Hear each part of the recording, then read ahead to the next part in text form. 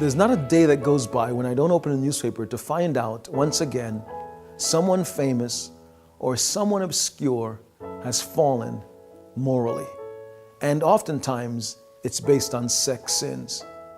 I know we live in a sex-crazed and a sex-starved culture, but the reason oftentimes someone falls morally is only one reason. They don't have boundaries in place that create protection for them so they don't fall. I'm David Ireland. Welcome to Moments That Impact. Let me ask you the question. What boundaries do you have in place to safeguard yourself from sexual sins? The Apostle Paul, when he wrote to the church of Thessalonica, he said this to them in 1 Thessalonians 4, verse 3. It is God's will that you should be sanctified, that you should avoid sexual immorality. I want you to see he lays down for us boundaries, and we should never look at God's book as some archaic book, some out-of-touch book that is irrelevant to our modern society. No, the Bible is filled with wisdom that's timeless. And we have to look behind Jesus' words to say and to see that what he wanted for us was to safeguard our lives, to preserve it so we can have the most satisfying life possible. Hence, these boundaries. Paul says that we ought to avoid sexual immorality. What a forceful word, avoid.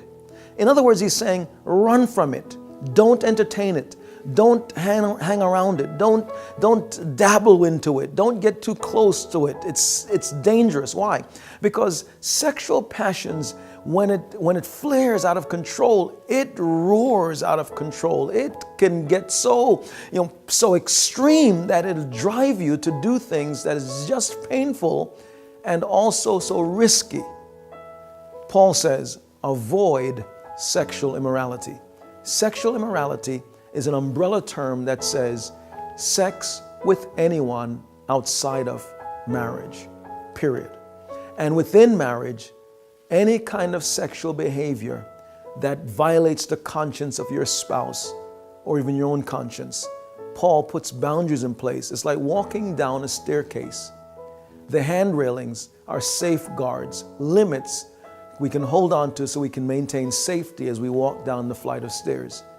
May I ask you the question, what are the boundaries that you put in place so that you can be able to live a life that's pleasing and honorable to God, but it keeps you within the boundaries of Scripture, and it makes you safe so that you won't read about me and I won't read about you in the newspaper of having fallen into sexual immorality.